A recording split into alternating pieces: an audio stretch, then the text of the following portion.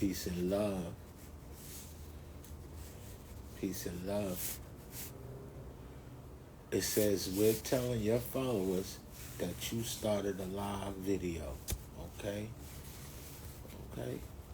That's what's up. Peace and love. See the family in the building. Yep. Yep. Yep. I see you. Peace and love. Yep. It's Friday the 13th. Huh? For real. So, it stands to say that I'm truly appreciative to be here right now with you. They say it's Friday the 13th, which is very interesting how that number became so significant in regards to the unseen, that which is beyond comprehension.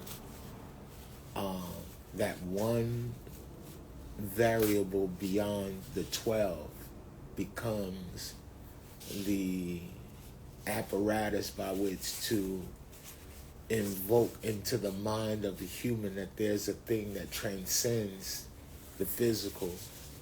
I often think that 12 encompasses the four directions in triplicity, where we have access to, and we see with the number 12 how prevalent it is, and the lines of demarcating and defining who we are through numbers. 12 acts as a significant factor to encase awareness, planetary awareness, but what they would term the Christ-like mind, or that which is the divine love, which knows all, views all, sees all, feels all, could be the 13th. And the interesting thing is that here in the Western world, we have embarked upon accepting the superstitions of others. And what's actually occurred, and which is still occurring, is we're operating for the most part out of fear. A lot of our interactions are fear-based interactions.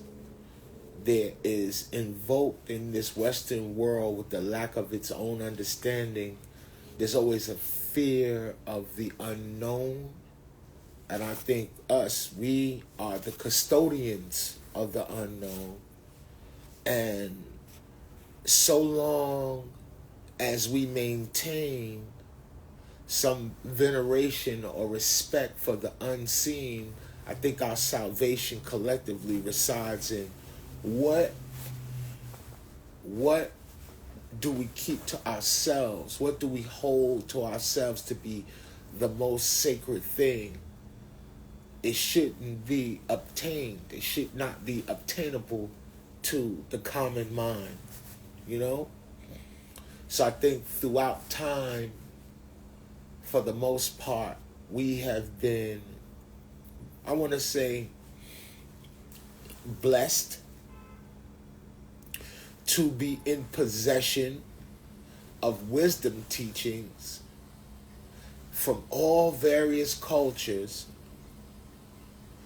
which, if we re-engineer the wisdom teaching as African Americans, or those who are in the Americas who identify with the culture that we share with the world, then if we re-engineer the wisdom teachings that we can get from all parts of the world, you'll begin to see that they have a starting point in a location, and that location and those divine wisdom teachings come out of a system of divination.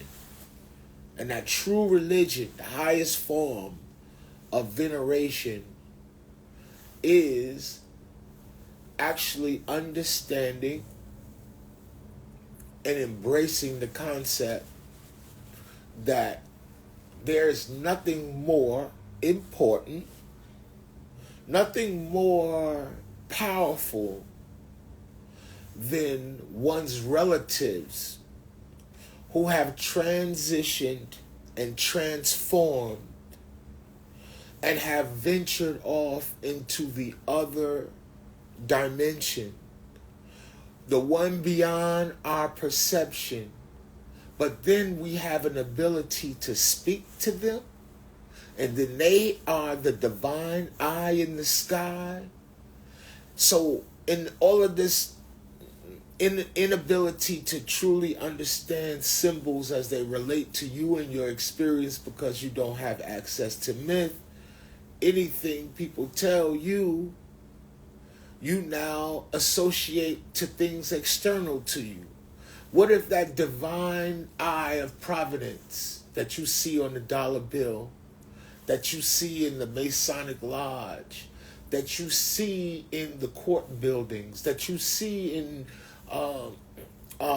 downtown Manhattan in the train station, and very beautiful mosaic art, you see the eye of providence.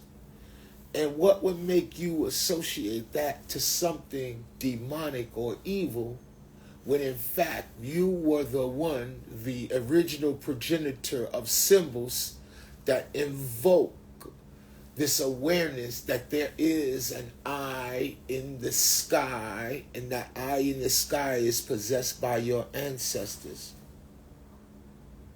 Now, I don't know if you truly understand where we are. In this quadrant of the universe, we are in a very interesting space. We're on a planet filled with water that has the majority of it has a lot of sodium and salt in it. I don't know if you understand why your spine and why your spinal cord is, I don't know if you understand that you're an electrical instrument connected to a magnetic flying object that is stuck within the magnetic field of a series of dying stars, and that you have the opportunity, you have the opportunity while in this world to be consciousness, meaning you have the ability to be conscious of consciousness, aware of awareness, aware that awareness exists, and that in that, knowing that, you have the ability to guard the energy field that you share with yourself, others, and the planet based off of your awareness of what you are aware of. So, one of the greatest tools given to humanity has been symbol. Symbols have, for the most part, civilized the planet. This is a very primal place. Many of us walk around idealistic with the notion that there is a deity, one in particular, whose intercessor is some guy that died 2,000 years ago, a European, and that he is in some way an arbiter of the outcome of your destiny, and that you have to acknowledge that he died for you. Now, if we were to reverse engineer this notion, you would find some tools used by humans to operate the physical world. Once they became aware of cause and effect, I think the notion arose in them, especially when it coupled with the fact that they needed to sustain themselves, that the very thing that they used to sustain themselves became the deities in which we venerate, and later on in time, the symbols associated to that function of awareness began to transform themselves anthropomorphically into ideas which are more tangible to certain parts of this brain. However, you have brains all throughout your entire body. And I'm doing all of this, I'm speaking like this because I'm setting the stage for my guests to come. And this is one of my favorite people ever. And someone who I can say actively helped me change the quality of my life and improve my thought process by allowing me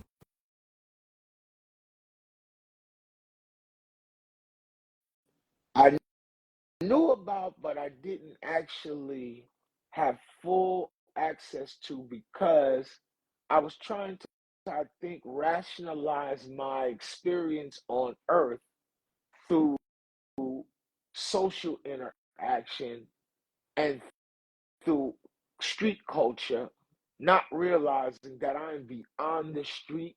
The streets are a living hell on earth, and that the heaven that we seek cannot be found on the sidewalk or the street corner or in the middle of the street. It has to be found within oneself, right? So I'm of the mind that I say I love the idea. Okay, my brother, he tried to tap in. I want him to come back and try to tap in, right? And I want to say this. Shout out to my brother Rome Streets. That's the only streets that we fuck with, is the Rome Streets, for real. The legend, someone who is venerating and exalting the creative mind in the realm of the less fortunate, so that they can see that there's directionality with their talent, that they can improve the quality of their life. So proverbially, I say to myself that when I was a young person, I couldn't think beyond my environment. And as a result, I, I was crystallizing a series of thoughts that I was under the impression that these thoughts were mine, and they were not mine. These thoughts were saturating themselves through an electrical field that permeated itself through the environment prior to phones coming out. I remember a time in New York City before the internet was available to people, and that we used to communicate with sentiments and feelings. And you can project your intent somewhere, and then you can hear wisdom teachings from elders and older people, and they used to give you superstitious kind of um what you call it? That's crazy. Let me see if I could request him. Boom. And this is interesting that I got this book. I wanted to show you a series of books. I'm waiting for my brother to come in, so I had to request him. And then they saying that he just texted and said they banning me. I'm gonna come in on another profile, and that's wild. But I wanted to show y'all something. They don't. There's something interesting about the computer. Um, it begins to create an aggregate list of people, I guess, that they don't want to commiserate. You heard? You know? So I'm like, y'all need to read these interesting books when you on your downtime or you traveling or whatever. A lot of people think, um, ebooks are cool if you have the concentration ability to do that. Legend. Yeah. My guy was good. They something else. You know, They are something else. yeah, son, speak truth to power, feel me? Yeah. They, so to chime in on what you're talking about. So these devices are anti-spiritual. Oh, look at this. Look at this. Ray Kurzweil. This is the singularity master. Look at the name of the book. The Age of Spiritual Machines. Yeah. Okay. So oral tradition deals with memory. Yeah. They kill your memory every day that you use this thing. You don't remember nobody's phone number. You don't know what day it is. It's killing the memory. The memory is what is attached to the spirit. Now, we can go even to what they've discovered recently about the fact that water has memory, right? You can take a picture with water, right? Okay. So we're going back to a glass of water and a candle. We always back around the corner. We come back around. So this water and memory, it is important to receive information orally, not just visually, right? So when you go to quote unquote third world countries or whatever, their schools, they might not have a blackboard, but the teacher is speaking and the children are reciting, right? They're using memory. Okay. So when we talk about the myth is a program. So if we're going to speak in this new age, we're going to talk about programs. So every time you make a command, there's a certain program that has to function. So when you perform certain acts in life, there's certain programs that will start to begin to open up because you've opened up or you've written that script, so to speak, right? So when you find yourself stuck in this conundrum, what you end up happening is you go to the diviner to see what program you stuck in, right? And he's going to alternate, delete, and do all of that to reprogram your shit so that you get a new chance, right? So because a lot is burdened upon the written word, right? Now, the written word has only to do with commerce. It deals with when grain came into the world, right? So when grain came into the world, there was an inequality, and a scale had to be invented. And in the scale being invented, that then a writing and arithmetic followed behind, right? So writing things is only to establish a receipt of exchange, right? So that we don't have to go by your word because we understand that human beings can be liars. So I give you a piece of paper or I give you some sort of receipt for this exchange, right? But that doesn't work for history, right? Because, they talk about my truth. And it's not really your truth, it's just your vantage point. Where you saw, where you were standing and what you saw from where your distance and the amount of distance that you were and the familiarity of the variables that were involved in the situation, right?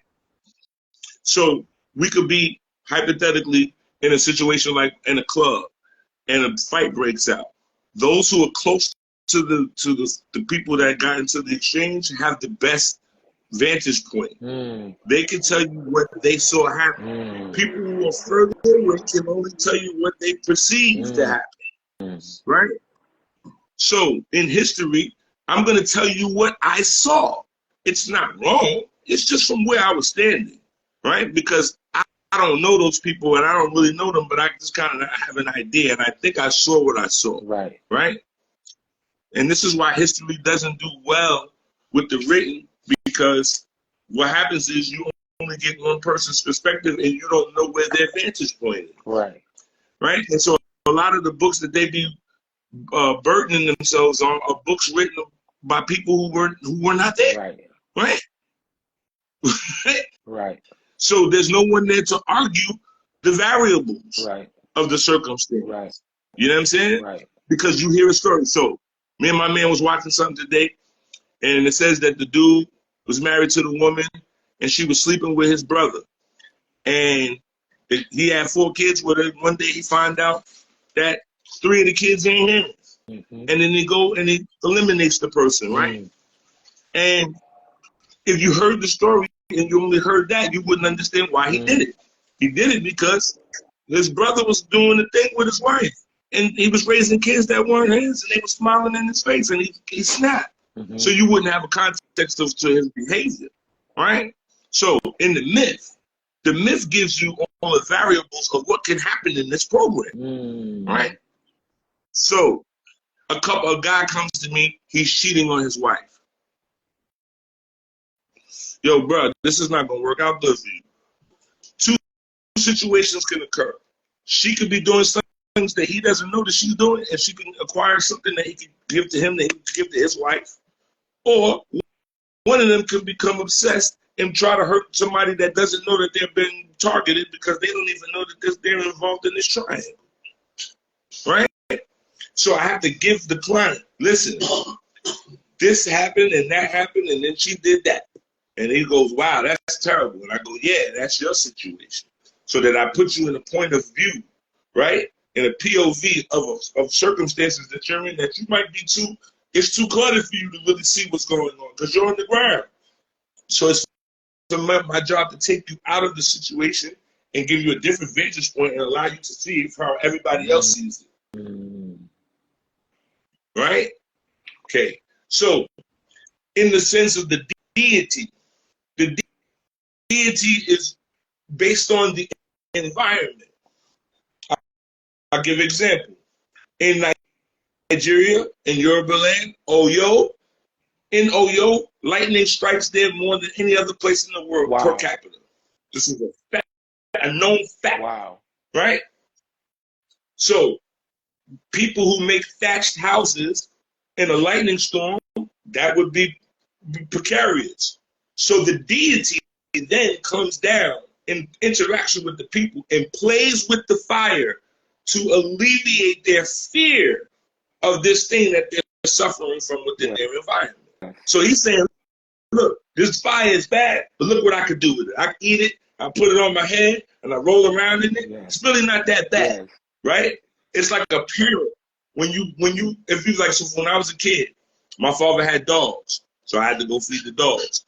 When I was real little, I'm talking about I'm like 4 or 5 years old, I gotta go feed the dogs. They're almost bigger than me. I go downstairs, the dog get the growl, and I come back upstairs. I'm like, Poppy, I ain't feed them dogs. So he's like, no, you gotta show them what to do. So based on his protection, his security, I go back downstairs. Right. He like, I'm back here. I ain't gonna let them see me, but I'm here. Right. Okay. So I go, and the dogs start to growl, and my father told me, smack him on the nose. Smack him on the nose. Yeah. He don't do nothing. I look back at my pops. Now I have the confidence. And that's what the deity allows you to do with the burdens or the obstacles that you have in front of you. The deity goes, look what this is. It's not really that bad. Come on in. Right? And so this is why the deities are assigned as parents, a mother and father, from an ethereal perspective to show you that these ethereal things or these obstacles are not as bad as you perceive them to be. Right. Feel me? So that the deity takes on the human experience in order for us to have a reference to how to overcome these obstacles as a human.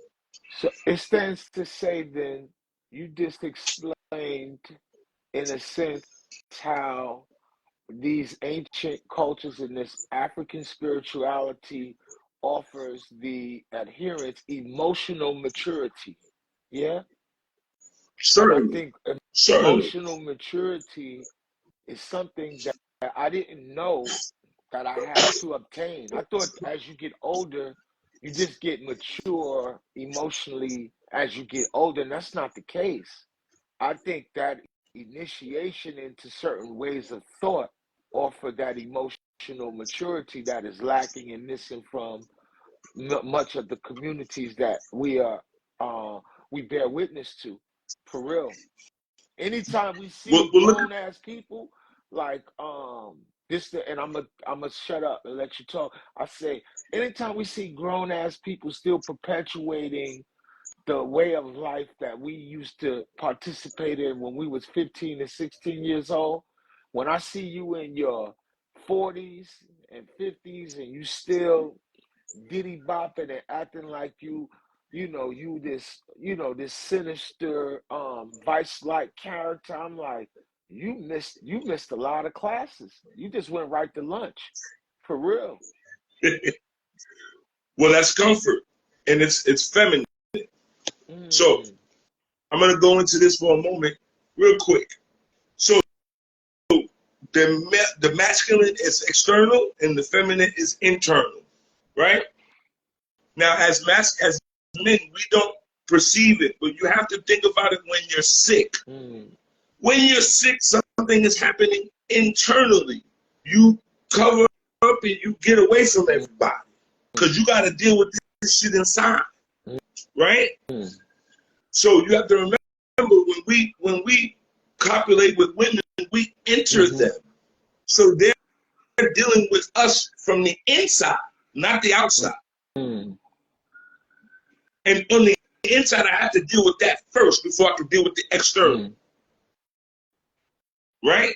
So those men who find themselves continuously to repeat the behavior of a 15 to 16-year-old, they are comfortable because they were at some point afraid. You come outside, the goons get you, then you turn up and you find a position in the hierarchy, and then you get comfortable in that hierarchy because you're not forced to necessarily rise to the occasion any further. So everybody in my hood knows me, right? It's like Cheers, where everybody knows your name, and they're always glad you came, right? You want to be where you can see troubles are all the same. You want to go where everybody knows your name, right? Because you don't want to feel out of place. So you get to a place where you've conquered this fear of the hood, and now I don't, anything else, I don't know what I gotta go there for. I'm good in this position, right? People do that at jobs, you know. They do that at jobs. There's a, sometimes people come and get read from me, and they be talking about people that are born to be heads that pretend to be mm. tails.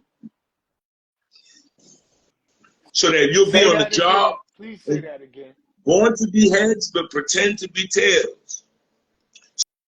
So you'll get to a job and everybody on the job loves you and you work well with everybody, and the supervisor will be like, yo, you want to take this supervisor position?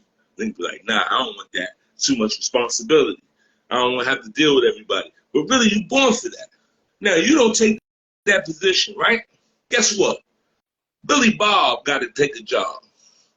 And he can't take that supervisor position because he can't do it. So he got to take your position because you're in the way.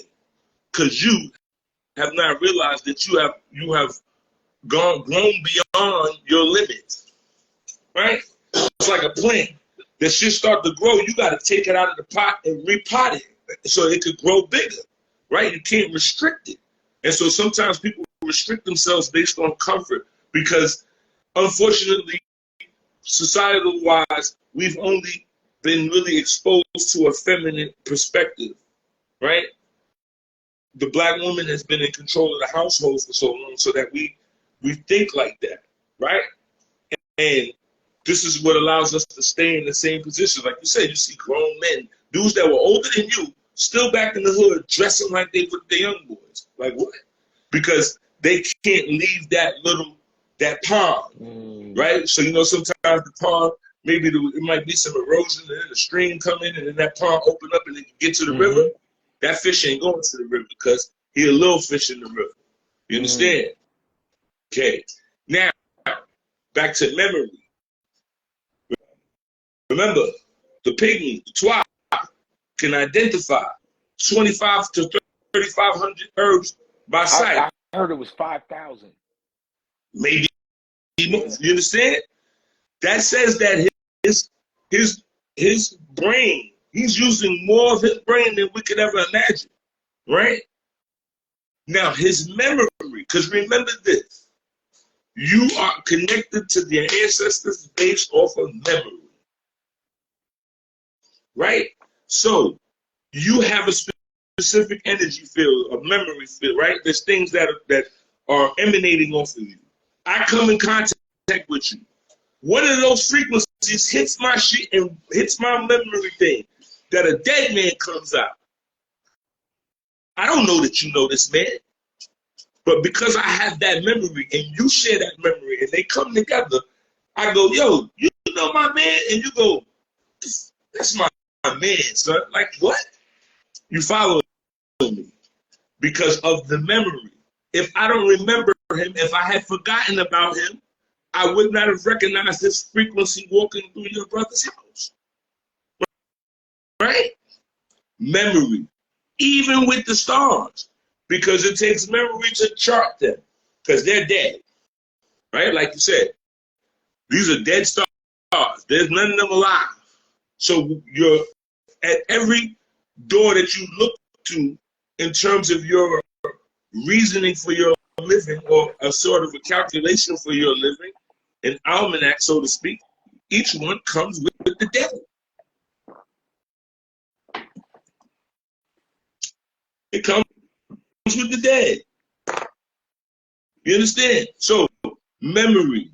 We are killing ourselves with these mechanisms because we are losing our memory. To add to what you're saying, I remember when having an apprehension towards wanting to use the computer to impart my truths because I felt that it was exposing my intent to people who did not appreciate it. There's so many strangers on the internet that I felt it would augment it magnetically and turn it and redirect the current. And I did it anyway for monetary. I'm like, yo, bro, it's like this thing will make people do the actual thing that they say that they won't do, which is sell their soul. Because I said to myself, how is it that they transform the teaching that when you met me, I was posturing myself as a teacher and a lecturer, right? An author. I never said that I was going to be a social commenter, and I'm not going to wait for anything negative or weird or strange to happen in my environment and then report it to strangers. I'd much rather teach what I'm teaching and tell people about the great things that my friends are doing, right? So now when I seen that everybody now, when they start paying on the internet, the YouTube now has transformed what consciousness is. You heard? Now it's people who can teach are not teaching and are speaking about people they don't know to other people that they actually don't know. And in that, you stop telling people about what great things that I remember we did. I remember our experiences that we didn't know that we was going to get this far. But I can't speak about our linear history going forward collectively because we have to speak about people who are now, the computers now telling people that our leaders are people who dance and sing and dunk basketballs and catch skins and and box their heads off. You heard? who I didn't grow up in that environment when we was kids. Our community leaders were our parents and those people who used to share their wealth with us. You heard? I got more of a community leader in a street person than I do somebody getting paid to dance and to sing. You heard? So I don't know if people Well, understand what's going on. That computer, and it also is inducing undue stress into people. I don't want to know the personal ins and outs of someone who has fell to misfortune as a result of not remembering their connection with their ancestors. I don't want that dumped on me because it takes away from me and our ability to communicate effectively and move forward in our collective. You know what I'm saying?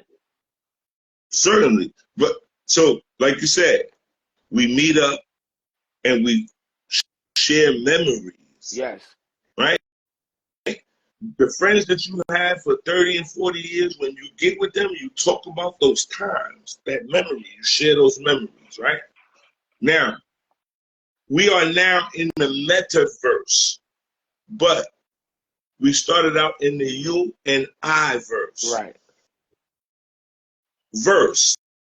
Verse means versatility, means to change, to exchange. That I empathize with you and you empathize with me. The you and I verse, right? We are playing off each other. Right. When you put this filter between us, right? So we're utilizing it because of distance. It's not like you're in the same neighborhood and I'm talking to you on this mechanism. Right. Following. We're utilizing its productivity for the amount of distance that separates us, right?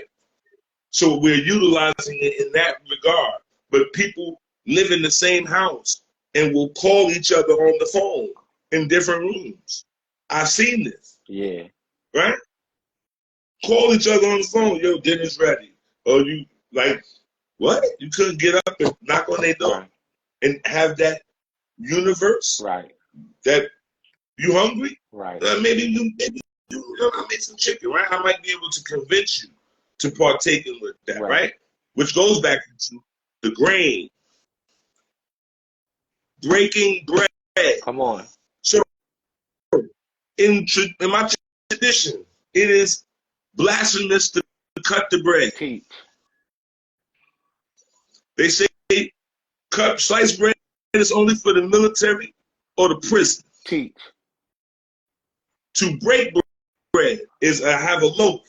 I hand you the other half. You take as much as you can grab. That's right.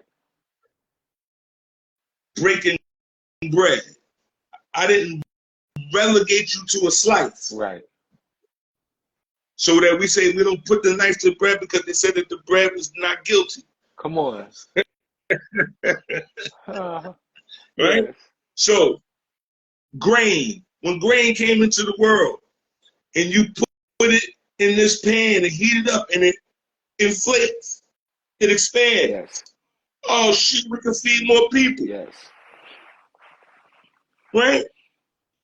We can stop them dudes that keep coming across the river, come over here stacking us. We got something to give them niggas now. Get them niggas some bread. Check this out. Look at this. This bread. Right. You feel me? It's going to fill you up. That's right. Right? You ain't got to be chasing after no goddamn antelopes and all that. Right. Eat some of this bread. Right? So the idea of breaking bread, sitting down and eating amongst each other. So, and we do that unknowingly to ourselves. So when you go with rich people don't let you order nothing. They order everything. Talk about it. They're breaking bread with you. Right? If I come to eat with you, I ain't supposed to be like, oh, I want this and you eating that. No, we get a thing so that I taste what you have and you taste what I got, right? So that we come to an agreement. This is when the delicacy came out. Originally, so Phil talked about that back in the days. When you came across a new organization, because I don't like to use civilized, because civilized refers to people being criminal or savages before you came along. So organized Yeah. people, right? You come in contact with some organized people, you give them something from your land. Now, what you give them is an indication of who you are. We give you some berries and shit and the sweet. We letting you know it's all good over here. Yeah. We give you something hot and spicy. We letting you know we about that shit. We with the bullshit. Yeah. You understand? Yes. It is an indication of who our culture is based on the delicacy that we give you. Because Yes. realistically, you are not supposed to eat imported food. You're supposed to eat food from your locale. Right.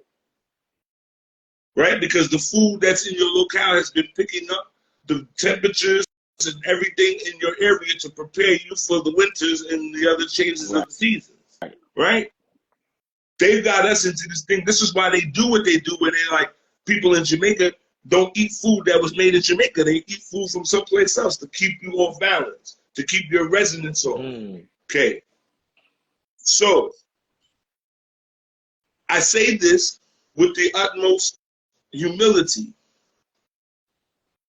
My culture is maybe the only really true living organic culture on the planet right now.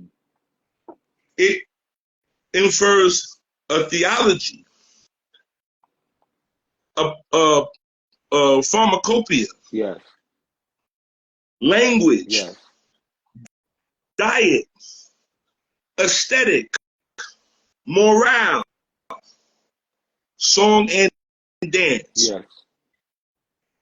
That I could go to Brazil and they can be making sacrifices to Shango based on the songs and the foods and what they're feeding and the aesthetics. I can tell you exactly what they do. You can go to the continent and do it. You could go to Cuba and do it. You can go to anywhere where that sentiment is shared. Yes. Now, nobody who claims to be of an Abrahamic faith eats what Abraham ate. Come on. Leave out any of them. They don't sing what none of them sang. Come on. Right? They don't speak the same language as any of them. Come on. Then that's not a culture. Right. Okay? Okay. And so this culture has been maintained, again, by memory, oral tradition. Right. Right? My elders that were academically sound in these traditions, they still got all of their information orally. They had to sit down and write down. They had to listen to what the people said and write it down. Yes. Oh, okay. Let me just say one thing in regards to that. This is because it kept popped to mind when I'm studying Dogon myth.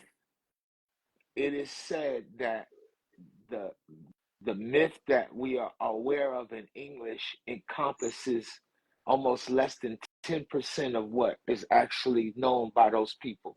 You heard? Because every conversation, like I said, deals with diet, pharmacopoeia, right? Aesthetics, morale, behavior, a song, a gesture. So that there is, I can't even say there is, it's a multiple entendric reality that they live in. So that you, so like, all right, with Odu, for instance, they give you an Odu and they give you a piece. They gonna talk to you for a long time. They're gonna tell you everything about it, what you shouldn't be doing, and all that, right? But 10 years later, you will have a different understanding of that. Yes. Yes. You will have a different understanding of it. Yeah. Like, oh, now I know exactly what he said didn't need to be said because I felt it. And what he's, you understand? Like it's all in there. Yes. So the problem that people have that are converting to these traditions is that they don't have patience and discipline. Right? So we talked about this briefly the other day. And it goes into something that Dick Gregory said when he said, he wanted to spend $2 million and find the effects of breastfeeding the white boys. So in the breastfeeding, there comes a new phenomenon, which becomes the bottle. Right? And what it did was it created a society of entitlement. Yes.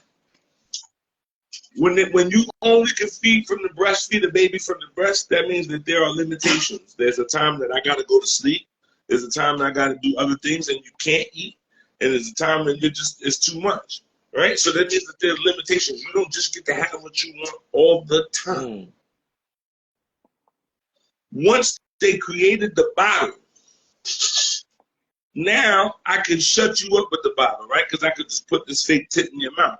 Now, what it does is it devolves us etymologically, because, like you talk about with the 3-point, with the pi symbol, right? And the sucking of the breast. What that does is it exercises the muscles in the face that allows people to smile and show their different emotions upon their face. So when they talk about like mongoloids, or these are mongoloids, those are people that you can't figure out what they're thinking. Their face is the same all the time. Because they don't have the exercise of their face muscles. Because when you smile, it does a lot. There's an exercise in just smiling and laughing, right? So when a baby is sucking on the breast, he's using these muscles that allow him to figure out and to show his different positions of his face. The baby bottle, don't do that. It just drips in your mouth. Oh, you don't got to do much with it. It just, that you see the baby, he didn't even eat sucking on it. He just got it in his mouth. Those children become entitled because they've always had it. Somebody's always stuffing it in you just to shut you up. When you have a discipline of no, enough is enough. You can't have any more, right? That my grandmother used to say, crying babies don't die. They don't die. Baby cry, I ain't gonna die from crying, right? Wow. Okay, because this is the quintessential, right? The first rites and passions that one goes through is being taken off the tit. Because it is a very it's a place of comfort, security, intimacy, right? Sustenance. And then one day Mama Duke be like, nah, homie, get off me. You got teeth then. Yeah. Now, if she doesn't do that for you, she is crippling you, because now you're not going to be able to process the things that you got to eat and swallow. Right. Proverbially and literally. Right? So now we're in a society where you can't hurt nobody's feelings because they can't swallow that. It's too much. Yeah. They can't break it down, right? Because they've had a bottle. Give me what I want, right? So that's what impedes people in these traditions, is because you want it now. Like J.G. Wentworth, give it to me now. Yeah. Gotta have it now. Tell me why is that like that? You gotta wait for that because you don't have enough variables. I haven't given you that class so you to even understand that. So before you take robotics, you gotta take math. Right? Dog got 4 legs, can only move in one direction, as we said. Come on. He don't go every which way at the same time. It's a unison. It's a cooperation. All 4 legs have to be in sync, right? So you can only go in one direction. So what happens is people want spirituality now. And see, that's the thing. Bob Marley said, you looking for the destination, but it's the journey. Come on. Because destiny is where you're destined to go. It's your finalization. Nah, I don't care about that. Because we all got to go where we're going. If I don't have no say in that, then I ain't tripping about that. But let me look out the window and observe the trees and the landmarks and how the sky is looking and the people and their customs, as opposed to asking, when are we there? Right. Feel me? So you want to know why God made you, why? Right. Ain't nothing wrong with just wise. You need to X, right? So we got to take it back to a humility. So there's these things they weaken our memories because you have these photos that, oh shit, I know. But if you didn't see the photo, you might not even remember that person. For real. Yeah. Right? Okay. So we focusing on the oral tradition. Why it's oral? Why is it important that the stories be told? Because the storyteller has to be aware of where he's standing and who he's talking to. Yes. Right? I can't tell you about no snow if you ain't never seen it before. We ain't even gonna have that conversation. I gotta change the story. Right. And so the story has to be fluid. If it's written, it is stuck in that position and it cannot change. So that those who don't know about snow will never really truly understand the story. Because they have no context for it. Right. But orally, if I show up in your town and I'm like, nah, it wasn't snow, it was sand. He was in the desert. They're like, oh yeah, I get it. Yeah. Right? And so this is why the written word, when it comes to spirituality and etherealism, it does not fit. So that there's no debate. You've never seen me sit up there and debate with anybody. Right. Because what are we debating about? I'm not a scholar in this. I do this. I'm a living specimen of the culture. Yes. Yeah. I'm not observing. Yes. I'm telling you what I've seen because I'm doing it. And so we can't debate. And to say this though, to really be honest, brother, what they are calling culture and consciousness, African American consciousness and culture, is the farthest thing from a true culture. It's actually, it's like Marxism mixed with some nationalist elements that have nothing to do with ancestor worship whatsoever, bro. You heard? They got us, barbarous. Yeah, bro.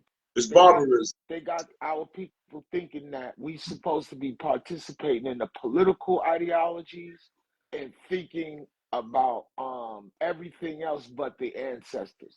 I'm telling you. Well, see, that's the thing. So one of our and we've talked about this before, one of our problems spiritually in this country is the lack of jubilee. Yeah. Right? We celebrate we celebrate cycles weekly for nothing. I'm at 50 years old, I'm trying to figure out what the hell was I celebrating all them years, getting loaded with a bunch. We getting loaded for nothing. Like this. See, what was we celebrating? We weren't celebrating. We were going through trauma. Right? We were going through trauma. So and this is very important. So Oshun, the deity, is respectively not in control, but has a sway on our emotions. And they refer to emotions like a river. They run in a direction, but every river comes to a waterfall.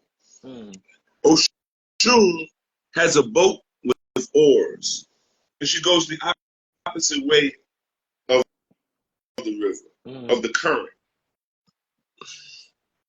So that when she possesses someone, if she's laughing, she is upset. If she is crying, she is elated. So we were partying because we were suffering. Teach. See, I have no respect for the common social dissidence because it's not based off of a social ailment, not directly, right? Because they have the ability, they have access to intellect, and they have access to resources. So they have to be more responsible in their ailments. We did not have access to resources, and we did not have access to therapy. Come on. Right? So you have children who've been abandoned, right? So it is the equivalent of cubs and their mother went out to hunt and she don't come back. Come on. Those cubs have to grow up fast. They got to sharpen their teeth fast in order to eat because they can't eat off their mother any longer, right? So we will come from a generation that was really neglected. You know, they talk about neglect. We suffer from the ambitions of the baby boomers, right? Their need to buck the status quo. Man. Right? We became the byproducts of that. We became the victims of that. Right?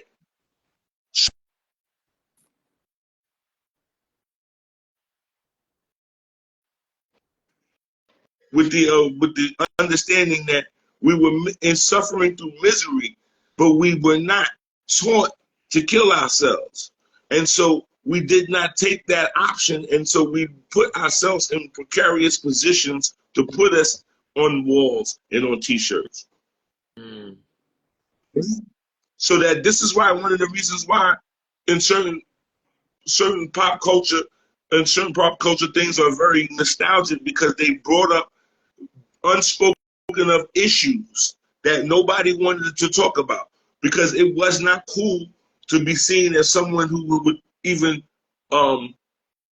think about taking oneself out. It was seen as weak, but everybody thought about it. Come on. Everybody thought about it. Everybody from the ages of 13 to 17 had a moment where they was like, I don't want to be here. I don't see the cheese at the end of this maze. Right?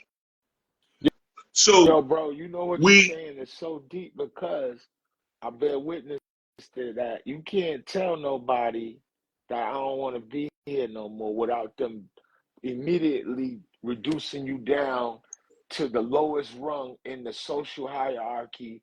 And a nigga call you, they start calling you, oh, you acting like a white boy. Like that's a that's a white boy thing.